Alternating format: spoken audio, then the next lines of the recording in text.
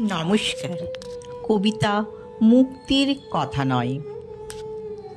এখনই কেন অপেক্ষায়? এখন দুপুর, মধ্য গগনে সূর্যের প্রখর তাপ, তপ্ত দহন জ্বালায়, হয়তো গা পুড়ে যায়। অন্তরে দহন জ্বালা থাকে অপ্রকাশিত, কাউকে বলবার নয়। জোনাকি নিজে পুড়ে মরে, তবু আলো দিতে হয়। তাই বলে এখনই কেন জীবনের যবনিকা? সূর্য অস্ত যাক, আসুক গোধূলির বেলা, ধীনুদের ঘরে ফেরার গল্প শুনি সাঁঝের বেলায়। কানে আসুক কৃষ্ণের বাঁশির সুর, সেই সুরের মূর্ছনায় নিশিরাত হবে মোহময়।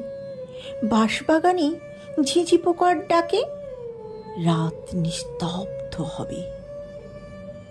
তারা ভরা আকাশে চাঁদের আলোয় যাবার বেলার পথ আলোকিত হবে।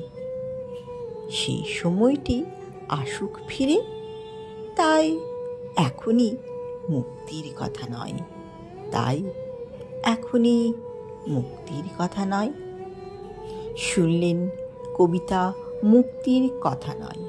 কলমে সদ্য কবি অজিত কুমার দে, কণ্ঠে আমি অরুন্ধতী। নমস্কার।